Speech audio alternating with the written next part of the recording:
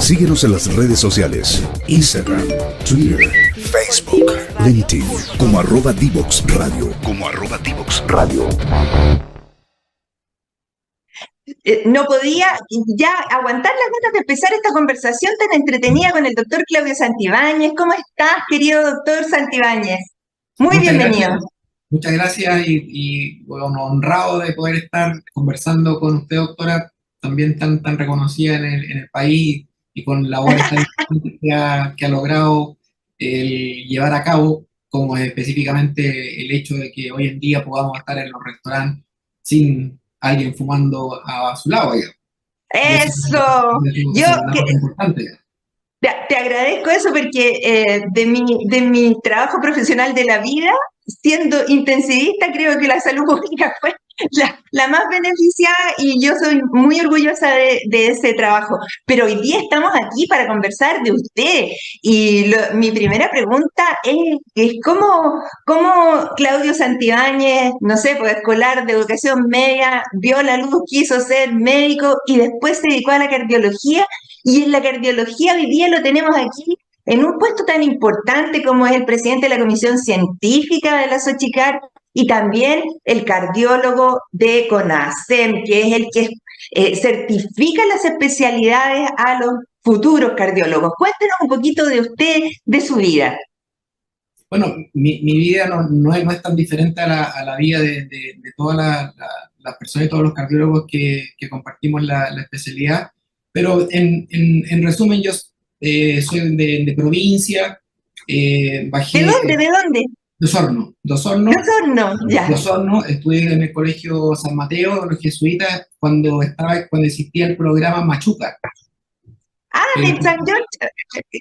El claro, programa, sí, el sí, programa sí. Machuca que fue tan conocido y que incluso hay una película al respecto, porque mi familia en el fondo clasificaba para que yo sea un Machuca, igual que mi hermano y mi hermana, digamos.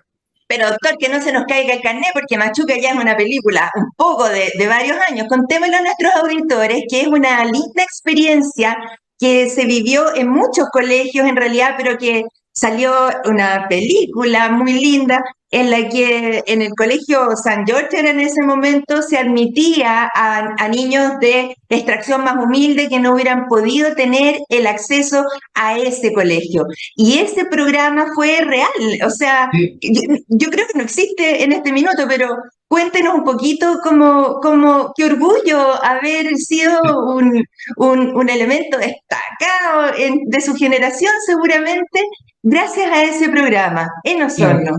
gracias a ese programa yo pude acceder a estudios de un colegio particular subvencionado De que prestigio.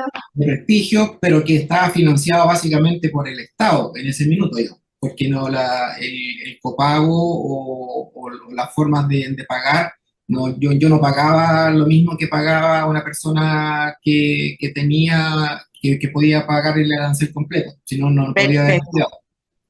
Y eso hizo que, bueno, que yo en forma natural me comience a desarrollar con grandes ideas de que es posible ser médico, es posible influir en la sociedad, valores que nos fue entregando el colegio. Qué Finalmente, lindo, sí. la- ¿Y estuvo todo el tiempo escolar en un mismo sí, colegio? sí, Perfecto.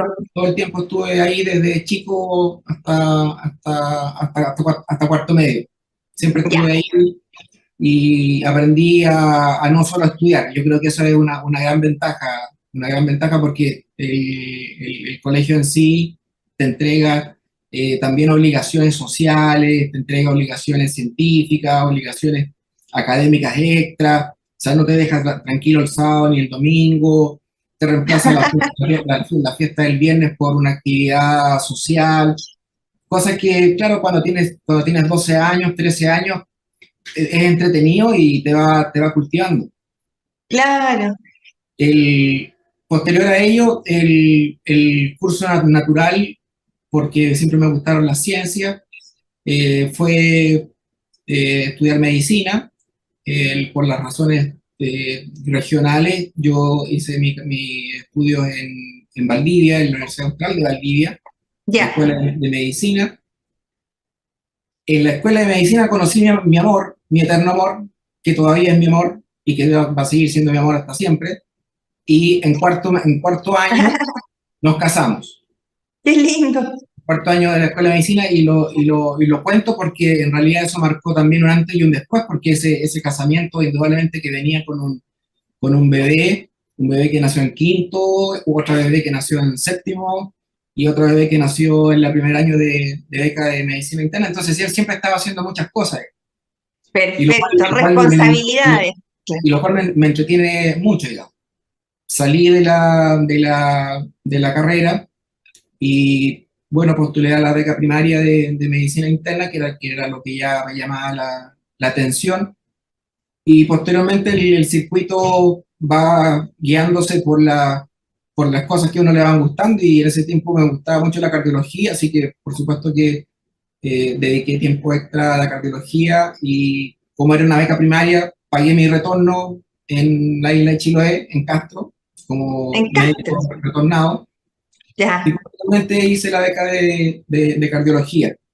Y ahí empecé a entender algunas cosas que la cardiología o que la medicina en sí no me satisfacía con lo que yo buscaba, y lo que yo buscaba y busco, es que las cosas sean cada día mejor. Y en salud pareciera que no siempre era así, porque todo el esfuerzo que uno colocaba en pacientes no siempre se reflejaba en que estos resultados sean positivos.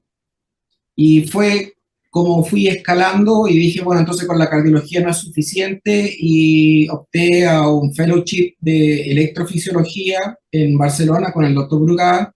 Nos fuimos con toda la Oh, familia, con el doctor Brugada, con el famoso. doctor Brugada, sí, con el doctor Brugada en el Hospital Clinic, y estuvimos allá un año y medio, hice electrofisiología, aprendí y entendí muy bien las arritmias, y de regreso puse en práctica todo lo que había aprendido, y nuevamente me encontré con que siempre haciendo investigación, mirando, registrando, publicando, me voy dando cuenta que tampoco es la solución de cablear o ocupar microcomputadores, resincronizar, tampoco es la solución que yo quería para mis pacientes, porque veía que la enfermedad se modificaba, los síntomas, pero la enfermedad se seguía construyendo. Entonces, posteriormente, ideé un programa de rehabilitación cardiovascular, cosa de tener más tiempo con mis pacientes, incluir mi señora que es enfermera, y empezamos a trabajar en conjunto en educación con ellos. Y empezamos a ver frutos, que la educación en sí, en el paciente, cuando uno se dedica sentado frente a frente, empieza a rendir muchos frutos debido a que aumentan la adherencia al tratamiento, recuperan la confianza en los pacientes, bajan las consultas médicas a los servicios de urgencia, y contemporáneamente, por medio de la Sochicar, nació un concurso y de un medical visitan hacia la Clínica Mayo a ¿Ya? hacer rehabilitación cardíaca. Y bueno, yo postulé y gané y fui y estuve en la Clínica Mayo, y claro, y finalmente ahí terminé de entender que lo que yo quiero para mis pacientes son estos, yo siempre lo relaciono, le digo a mis pacientes, estos son como los bomberos. O sea, hay bomberos que son bomberos porque les gusta el fuego, y hay otros bomberos que son bomberos porque no les gusta que existan los incendios. Bueno, Obvio. obvio. Entonces, yo soy de los médicos, hay médicos que les gusta tratar las enfermedades y que lo hacen muy bien, y hay otros médicos que somos médicos porque no nos gustan las enfermedades, no nos gusta ver las personas enfermas. Bueno, de ese grupo soy yo. O sea, a mí no me gusta ver la gente enferma. Creo que El soy... grupo de la prevención, Y, claro. finalmente el grupo de la prevención. Encontré un nicho muy desarrollado en el tema en la Sochicar, y con lo cual hemos ido construyendo ya a través de más de una década estrategias, y hemos ido avanzando en los factores de riesgo, y las estrategias de cómo ir mejorando la atención en salud. Y yo creo que todas esas cosas han ido calzando con lo que la sociedad también va queriendo. O sea, el paciente hoy en día necesita un tratamiento y efectivamente lo tiene. O sea, el paciente que se va a infartar, hoy en día estamos a menos de 2 horas de un stent, y eso es muy bueno, es muy bueno. Pero yo preferiría que el paciente nunca necesitara un stent. Y ese es Exactamente. el desafío por el cual yo me planteo y nos planteamos en el Departamento de Prevención qué hacer. Y de ahí nacen muchas directrices de las cuales pretendo, o sea, estoy haciendo, porque mi consulta clínica hoy en día está dirigida hacia la prevención cardiovascular y el enfoque hacia la investigación y hacia la coordinación de poder validar y aumentar la cantidad de profesionales que sean guías y que estén capacitados para dar solución al diagnóstico y al tratamiento y a la prevención. O sea, yo encuentro que son fundamentales porque estamos muy bajos en números. Somos muy pocos. Exactamente. Y Somos muy ahí pocos. déjenme explicarle un poquito a nuestros auditores que las sociedades científicas son aquellas sociedades de especialistas, pero también del mundo de todos de las profesiones que colaboran con esa especialidad y que le fijan rumbos también a los gobiernos, al Estado, a la orientación en qué se gastan los recursos, porque la SOCHICAR, que es la Sociedad Chilena de Cardiología, elabora guías clínicas que después son tomadas por las autoridades para mejorar las canastas, por ejemplo, de los GES, incorporar nuevas patologías, dar los estándares.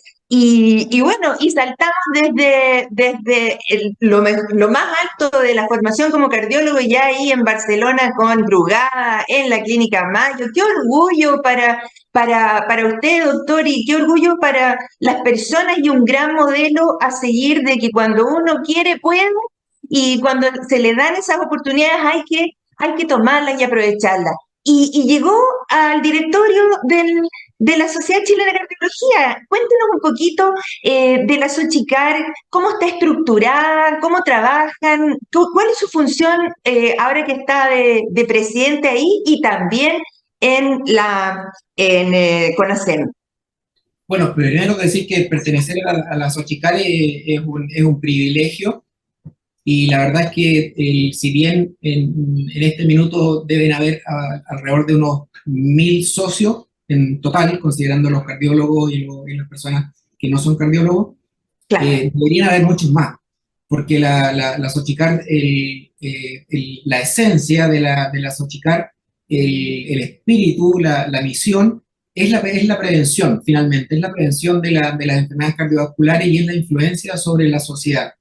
Está muy bien estructurada, es una sociedad en la cual la elección es lo que a mí me gusta mucho, es que es democrática, pero es por merocracia. Y las elecciones son siempre hechas por pares. Entonces, siempre tienes a las personas más idóneas liderando los equipos de trabajo. Por lo Claro. tanto, Ahí, perdona, usted dijo que estaban un poquito al debe en número en relación al aumento de las enfermedades cardiovasculares en el país. Debería haber más cardiólogos, no solo en la SOCHICAR, sino que más cardiólogos en todo el país, ¿cierto? Sí, o sea, definitivamente, sí, eso es una corrección que bien vale la pena que me haya hecho. O sea, ser cardiólogo no significa ser SOCHICAR. O sea, uno perfectamente puede ser cardiólogo y no ser SOCHICAR. Eso, indudablemente que eso es así, es totalmente lícito. Ahora, si uno habla de la cardiología en Chile, el acceso a cardiólogo, a la opinión del cardiólogo, es extremadamente escasa. Los números hablan de más o menos que debiéramos ser por lo menos 3 o 4 más veces de lo que somos. 3 o 4 más veces. Sí, exactamente. ¿Por qué? Porque la información, la forma de ver las enfermedades, hoy en día pasa mucho por el tiempo en el cual uno invierte en el paciente. sea, hoy en día en 5 minutos, en 10 minutos, en 15 minutos, en 20 minutos, eso se nota en la comprensión de la enfermedad que uno tiene que darle a entender al paciente, en la humanización de la atención, o sea, rehumanizar la atención médica. O sea, ese tiempo que antes teníamos como interno o como residente para poder hablar con el paciente, para poder comprender que el paciente por qué hace o por qué no hace tal cosa, esa humanización es la que se ha ido sacrificando porque simplemente no está la cantidad suficiente de médicos, de cardiólogos, para poder dar ese tiempo. Ese tiempo es fundamental y se nota en la adherencia y en los resultados de los tratamientos. El paciente se siente más empoderado, el paciente se siente más protegido, el paciente finalmente consulta menos veces y finalmente su calidad de vida relacionada con la salud aumenta. Y esos son números que están demostrados, pero que no se pueden llevar a cabo porque falta la mano de obra. Claro, y aquí nosotros tenemos que decir que los cardiólogos se posicionaron en la década de los 70 y los 80 cuando hicieron entender, ¿cierto?, al Estado y a toda la sociedad que el tiempo es oro en la intervención cardiovascular en el infarto, por ejemplo, y que apareció la angiografía, se catapultó, ¿cierto?, y se asentó la cirugía de revascularización miocárdica, apareció la trombolisis como una opción para las personas que no tenían acceso a una coronariografía de emergencia. Han sido protagonistas y han sido referentes, cosa que nos fuimos los broncopulmonares por mucho tiempo, pero tenemos algo en común, que es un par de enemigos comunes como el tabaco, por ejemplo. Y en ese sentido, creo que nos queda todavía mucho camino por recorrer de la mano entre ahora hacer ese nexo, esa unión, porque, por ejemplo, ustedes, a mis auditores les cuento que la diabetes, que se ha triplicado en los últimos 15 o 20 años en este país, de 4 pasamos casi al 12,5%, inevitablemente ese triángulo, cardiopatía coronaria, diabetes, ¿cierto?, enfermedad respiratoria, es algo que nos tiene que mover a hacer cosas en conjunto, y en ese sentido la prevención, el ya no tener un Ministerio de Salud que sea solo un Ministerio de Enfermedades, sino que tal como el doctor Santibáñez quiere tirar para arriba, tiene que haber prevención. El otro día un paciente me preguntaba, ¿cuál es la vía ministerial o social o de la salud pública para la cesación tabáquica? Y yo tengo que decirle que en eso no se ha invertido, y tenemos una gran masa de personas que son tabáquicas, que quieren dejar de serlo, que quieren parar el enfisema, la cardiopatía coronaria, y no tienen cómo. Yo creo que en esto nos ha ganado la mano otras especialidades, por ejemplo, para la cirugía bariátrica. Estoy segura que en algún minuto va a haber más apoyo para la cesación tabáquica, siendo que es más peligroso el fumar que otras circunstancias. Mire, doctor, se nos está pasando volando el tiempo. Quiero preguntarle que nos cuente, nosotros sabemos que primero fue médico, luego sigue la cardiología, luego sigue la subespecialidad, y que hay 2 especialidades subespecialidades reconocidas en Chile, la hemodinamia y la electrofisiología. Cuéntenos un poquito de las novedades en eso, hacia dónde están avanzando en reconocimiento de alguna nueva subespecialidad dentro de la cardiología. Bueno, la hemodinamia ha tenido un salto gigantesco en estos últimos 2 años, debido a que gracias a la habilidad de los colegas, han logrado hacer cosas que antes eran impensables, teniendo acceso a los vasos centrales del corazón, ya sea vía radiales principalmente o vía transtorácica, pero hoy en día lo que antes era impensado, que un paciente pueda tener un recambio valvular sin tener que practicar una toracotomía, que es abrir el pecho y pasar al paciente a ventilación mecánica y UCI y todo lo que significaba, y con 80 años, hoy en día ellos lo hacen, y lo hacen muy bien. Ese es un tremendo avance en la cardiología, y eso sigue avanzando para cada una de las 4 válvulas. Principalmente válvula aórtica, que ya es un tema que lo tienen dominado, pero han seguido avanzando con válvula mitral, han seguido avanzando con válvula tricúspide, lo cual la calidad de vida del paciente se modifica completamente, porque antes muchos de esos pacientes eran catalogados como no quirúrgicos. Síguenos en las redes sociales, Instagram, Twitter, Facebook, LinkedIn, como @DivoxRadio. Y seguimos conversando con el doctor Claudio Santibáñez, el presidente de la Comisión Científica de la Sochicar, en una interesantísima conversación en que conocemos varias cosas que son tarea de él, probablemente aumentar el número de cardiólogos en este país, pero ahí hay que convencer a los centros formadores, a las universidades, y en ese sentido estos años pasados de pandemia fueron fatales en el fondo para hacer formación o proponer nuevos planes, porque estábamos justamente aislados cada uno, ¿cierto? Hoy, doctor Santibáñez, quiero preguntarle, ¿ha habido contribución de médicos extranjeros en las migraciones que de repente se ven como una complicación en esto? ¿Han sido un aporte en especialistas? Sí, absolutamente. Yo no hablo por sí solo, sino que hablo como vocero de todas las personas con las cuales les ha tocado trabajar con los médicos extranjeros, y son realmente un aporte, y en muchas ocasiones y en muchas áreas. Hay áreas en las cuales ellos están muchísimo más desarrollados que nosotros, justamente porque traen formaciones del extranjero, prácticamente todos, Claro. se formaron en sus países, se forman después, revalidaron en el extranjero y luego volvieron a sus países.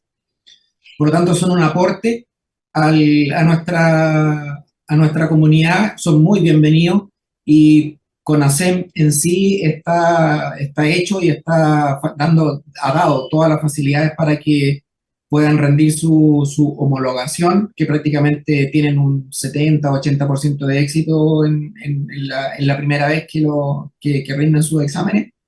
Claro, Y porque aquí estamos hablando de especialistas ya formados, que para que nuestros auditores también tengan una idea, cuando uno dice los extranjeros tienen que dar una prueba que es la reválida, ¿cierto?, del título, es una cosa distinta a la revalidación de una especialidad, porque aquí los requisitos para los médicos extranjeros son los mismos que para los médicos formados en Chile. Eso dejémoslo súper claro, porque sí. no es que se les dé un beneficio, sino que se les exige el mismo rendimiento, el mismo nivel académico.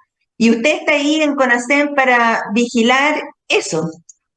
Claro, CONASEM se nutre de los cuestionarios y de las preguntas que se generan a través de todos los que forman la SOFAMECH, que son las asociaciones de las escuelas de medicina, de profesores connotados, quienes envían las preguntas, se revalidan las preguntas, se normalizan las preguntas y posteriormente se aplican. Por lo tanto, son preguntas también bastante bien elaboradas, y las respuestas en sí conllevan un razonamiento más allá que el conocimiento, sino que Perfecto. están aplicadas a la realidad de Chile. Ah, mira, eso también es súper importante, porque no solo es una respuesta estándar, sino que tiene que ser una respuesta criteriosa al Sí, país. Claro, sí. en ese sentido es muy importante su puesto ahí, su labor en CONASEM para garantizar que la cardiología se mantenga en esos altos estándares y que además se nutra de esas otras formaciones tan preciadas que nos están colaborando, sobre todo en regiones, doctor, porque usted me contaba que estaba trabajando en el sur de Chile. Hay hospitales en las que, en el hospital de Antofagasta, cuando se abrió, el 70% de toda la planta médica era de profesionales extranjeros. Entonces, también tenemos que hacernos cargo que faltan números de personas, pero también la distribución es muy desigual. Los psiquiatras en Chile están concentrados en el área oriente de Santiago y necesitamos muchos a lo largo de Chile. Entonces, tenemos que hacer sentir esas necesidades en nuestro país, y ustedes son la voz autorizada. Ahora, doctor Santibáñez, nos cuéntenos un poquito de usted como directorio, como parte de los que van a empujar la salud cardiovascular en este país en estos años. ¿Qué estrategias cree usted que se van a ir aplicando globales para la prevención de las enfermedades cardiovasculares?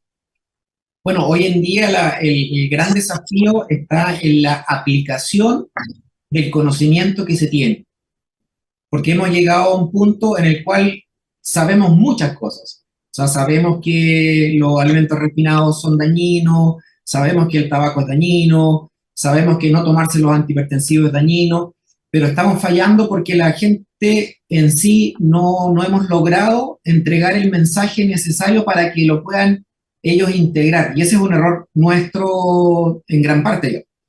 Por lo tanto, las campañas de educación que apunten hacia aumentar la adherencia hacia los tratamientos y hacia los hábitos saludables es uno de los grandes desafíos que en el fondo, para llevarlo a números, o sea, si el 70% de los pacientes hipertensos no se toman los fármacos, o sea, indudablemente que nos sacamos mucho con pedirle que compren fármacos carísimos.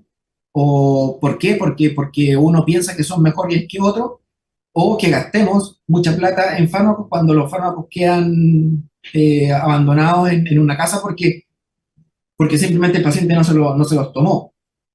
O porque Claro, a la UCI llegan con las bolsas llenas de remedios que no se han tomado. Es que en eso, doctor, aquí yo creo que se necesita también un cambio de estrategia mental en el sentido de decir, no solo basta con que yo tenga una estructura en servicio de salud en el que se cite al paciente, se le entregue los medicamentos, tanto en diabetes como en EPOC, como en cardiopatía coronaria, como en hipertensión, tenemos que hacer sentirles a las personas que eso es lo más importante. Si está bien controlada su presión a lo largo de su vida, no van a tener una fibrilación auricular en insuficiencia cardíaca y van a ocupar días cama de hospitalización, que en este momento yo diría que entre el EPOC y la insuficiencia cardíaca deben ser los campeones de utilización de ese recurso, ¿cierto? Que es cada vez más escaso. El aumento de la sobrevida en nuestras poblaciones nos obliga ahora a mirar qué hicimos mal antes, y tal como usted dice, la comprensión de nosotros como especialistas, de que tenemos que involucrar al paciente en entender lo que hace, porque la gente cree que usar un inhalador pero seguir fumando cajetillas le va a significar algún beneficio, y eso no es. Tomarse una de las partes del tratamiento de la hipertensión, pero no tomarse los otros complementos, el diurético, el vasodilatador, el ARA2, en fin. Tenemos que hacerle sentir a la gente que tiene que hacerse cargo de su salud.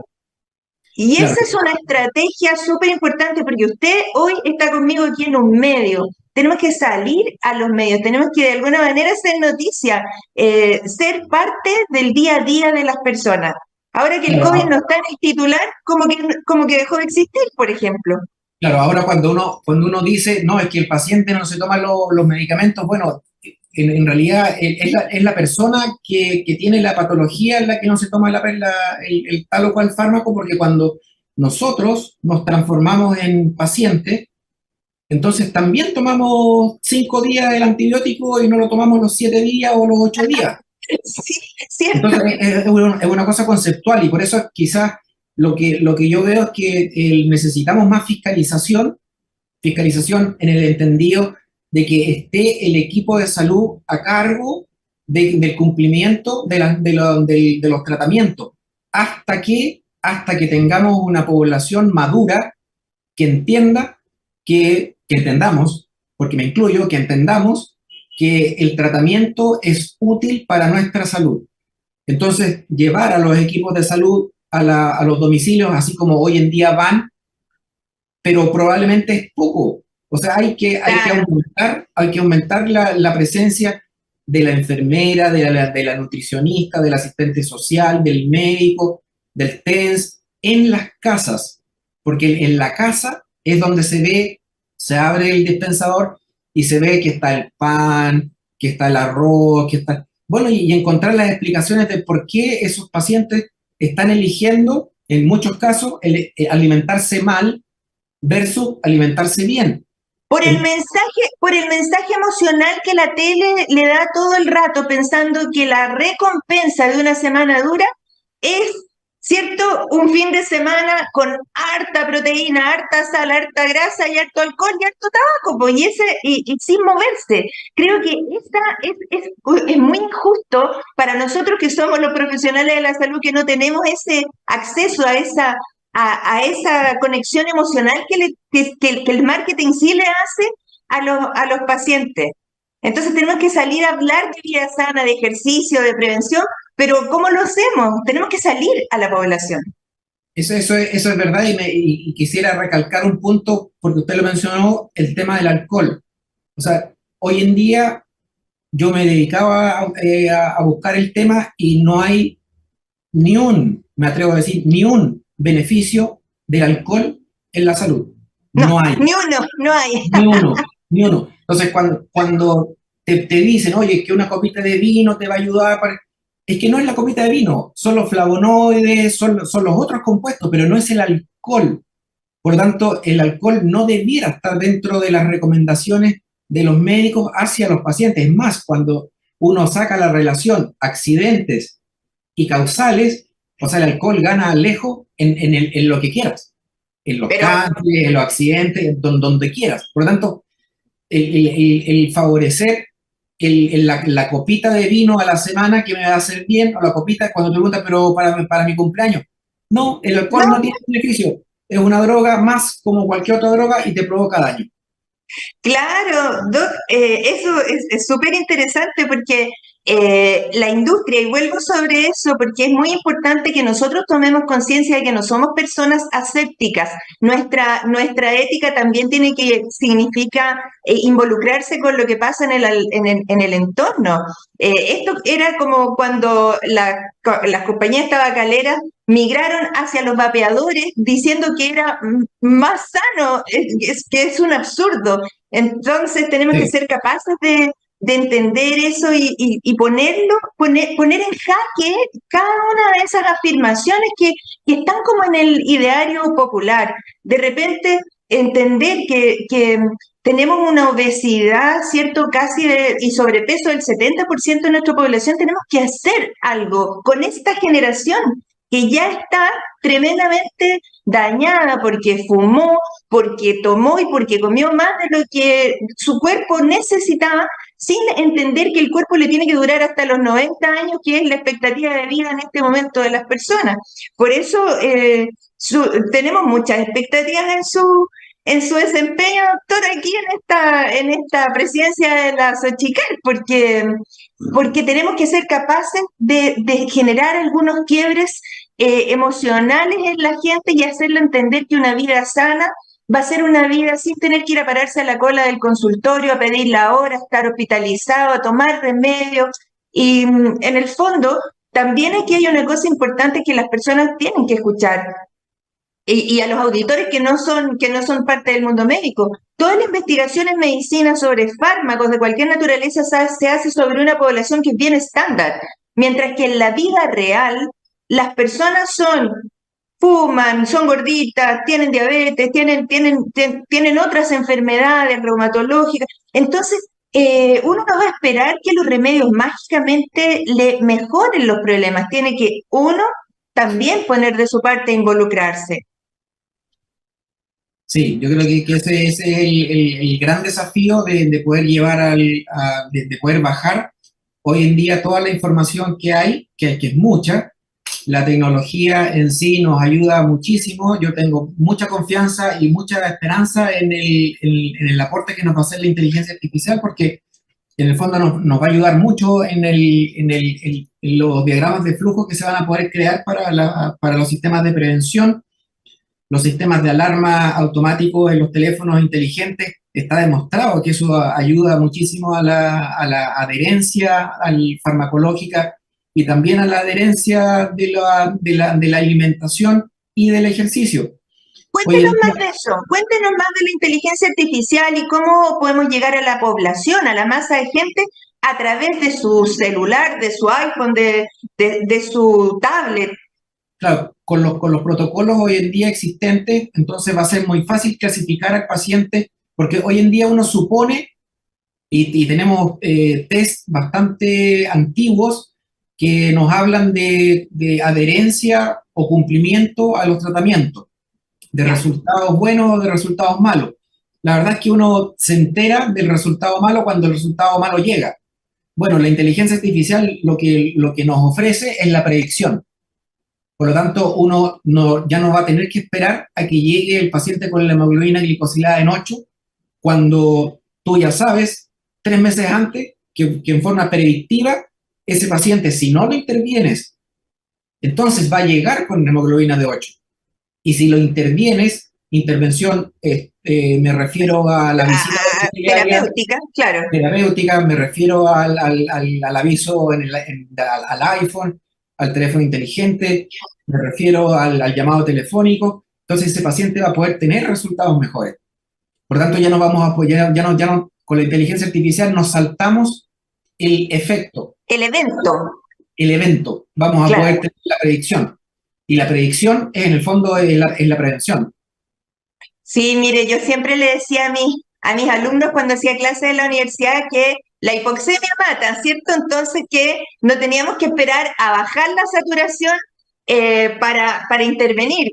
Si tú ves a una guagua deslizándose hacia un precipicio, tú corres y la tomas antes que se caiga, porfa. Entonces, como que esa lógica hay que aplicarla en todo esto, y ahora nos parece cotidiano el que tengamos un aparato en el que nos dice cuántos pasos tenemos que caminar o cuántas calorías tiene un alimento, o hasta dónde parar, ¿cierto? Si ya tomaste, no sé, una cantidad X. Creo que en eso nosotros tenemos que ir incorporando, saltando esas barreras que nosotros mismos nos poníamos, de cómo vamos a hacer diagnóstico a distancia o cómo vamos a hacer una intervención a distancia. Nada, así como entender que tenemos, como dice usted, que entrar a la casa. Y una cosa es entrar a la casa físicamente, pero otra tal vez es tener esas conexiones con las poblaciones, ¿cierto?, que están en riesgo. Y eso desde muy precozmente. Si una persona tiene ya una insulina elevada o tiene una presión arterial que supera 120, 90, ir explicándole cuáles son los riesgos, porque a mí, yo que soy broncopulmonar, me llega la gente con hipertensión y me dice, pero yo siempre lo he tenido así. Yo soy así. Yo soy así. Entonces, como que uno dice, no, pero es que eso la pone en riesgo. O como cuando te dicen, no, yo fumo poquito, no sé, no hay dosis de tabaco segura ahí. Entonces, es muy importante ocupar esas estrategias de contacto con las personas a través de entrar a su hogar de alguna forma. Doc, mire, se nos está pasando el tiempo volando, nos quedan 2 minutitos, le dejo el micrófono completamente abierto para que usted nos cuente lo que quiera, qué es lo que son sus expectativas personales, societarias en este periodo de su presidencia. El gran mensaje con lo que a mí me hace vibrar y guiar los proyectos que llevamos a cabo, que finalmente es la gran reflexión que si yo me alimento bien, si yo hago ejercicio físico, ¿qué es el común y corriente? O sea, 10.000 pasos, 5.000 pasos. Si yo no consumo drogas y si me preocupo de tener una salud mental saludable, o sea, yo no tengo por qué tener enfermedades si fuésemos personas tan enfermas, tan genéticamente enfermas, entonces nadie estaría aquí después de millones de años de evolución.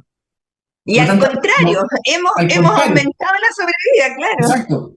Entonces, claramente estamos haciendo cosas que no son correctas. No estamos comiendo la fruta necesaria, la cantidad necesaria, la verdura necesaria, no estamos comiendo las legumbres necesarias, no estamos tomando el agua necesaria. Estamos banalizando el cigarrillo, estamos banalizando la copa de alcohol, estamos banalizando el estrés, que son cosas que son fundamentales para la construcción de las enfermedades. Y esto es hablando mucho antes de que el paciente se vuelva hipertenso, que se vuelva con sobrepeso, que se vuelva insulino resistente. Es mucho antes. Estamos hablando de los 10, 11 años de edad. Primero básico. Doctor, tenemos los niños más obesos de América en primero básico. Eso es para mí realmente un desafío poder como de alguna manera exponerlo en todas partes, porque ellos dependen de sus madres. Entonces, por eso es que necesitamos generar conocimiento en las familias. Sí, y ese conocimiento es educación. O sea, la educación, yo sé que es un tema en juicio, que muchos abogan porque la educación no cambia conductas, otros que estamos de acuerdo con que la educación y el conocimiento sí cambia conductas. Yo creo que me quedo en el intermedio, que la información en sí cambia conducta. O sea, hay gente que hoy en día hace cosas porque no las sabe. Hay un grupo de pacientes que hace cosas mal, pero porque no sabe cómo hacerlas bien. Y yo creo que ese grupo es completamente modificable y salvable. Ya, pues depende de ustedes desde ahí. Con respecto a la investigación, yo los invito a todos hacemos cosas todos los días, los invito a registrar lo que se hace, a escribir lo que se hace y a publicar lo que se hace. ¿Por qué? Porque somos tan autorreferentes que pensamos y nos convencemos que todo lo que hacemos, lo hacemos bien. ¿Por qué? Porque lo hacemos de buenas intenciones. Pero la realidad, cuando uno se mide, cuando se automide, se da cuenta que uno no hace las cosas tan bien como debería y que siempre las podría hacer mucho mejor. Y por eso es importante cuestionarse, registrar y escribir y tabular los resultados de cada uno, ya sea a los niveles que nos lleva la investigación de cualquiera de los 7 niveles. Doctor Santibáñez, ha sido un agrado conversar con usted. Le agradezco la gentileza de habernos entregado estos minutos para contribuir a un poquito más de reflexión sobre la salud cardiovascular en nuestro país hoy día. Invitadísimo para las iniciativas que usted quiera aquí en nuestro programa. Me despido de usted con mucho fuerza, mucho cariño, y nos quedamos con mis auditores para cerrar este hermoso programa. Muchas gracias, doctora Herrera. Divoxradio.com, tener una conversación con usted, una persona con tanta experiencia.